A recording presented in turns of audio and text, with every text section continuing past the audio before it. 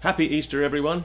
Yes, it's that time of year again when we celebrate one of the oldest of Christian traditions, the blood sacrifice. Just as 2,000 years ago, God sent his Son to die for our sins because he didn't have the balls to do it himself, so Bush and Blair now send other people's sons to die for their sins for much the same reason. But this is not really a time for politics, is it? Because this is a very special week, as we know, because this week it's all about the Easter bunny being nailed to a hot cross bun so that he can come back and redeem mankind at some point in the future. It's often said of Jesus that he could have saved himself, but he chose not to. And if you read the Gospels, it's clear that he could have talked himself out of that crucifixion quite easily, but he was just too stubborn. The Romans didn't really want to kill him at all, but in the end they went along with it because he was being such a prick about it. The truth is, he couldn't wait to get up on that cross. In fact, I think that Christianity only exists because Jesus Christ just happened to be a masochist. I think he took one look at the hammer and the nails and he couldn't believe his luck. He thought, well, in 3 days I'll be in heaven, but until then I'm going to enjoy myself.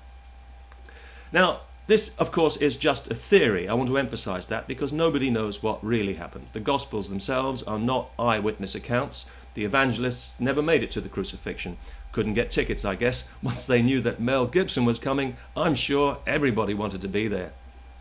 And to be fair to him, he has made what is now probably the definitive movie on the Easter story, The Passion of the Christ, which when it first came out was subjected to quite a lot of criticism and abuse, mainly because it's a cynical piece of gratuitous trash aimed at simple-minded born-again plankton.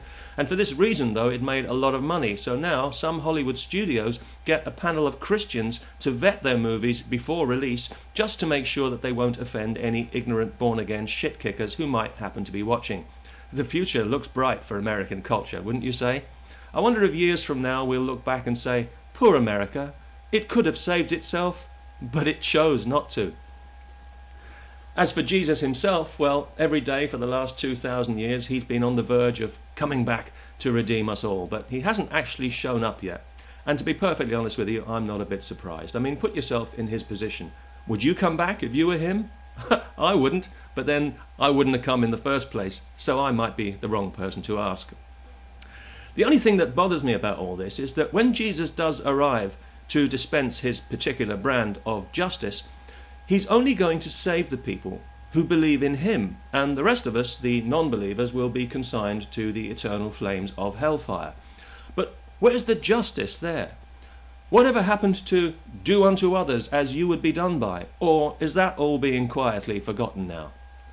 And how ironic, too, that I am now being victimized as a non-believer. I'm being persecuted for my beliefs by Jesus Christ, the one person who you really would expect to know better. He could save me, but he's choosing not to. What a Judas! Still, on the other hand, nobody's perfect, so I'll forgive him. Well, why not? I'm in a good mood. It's Easter. Peace.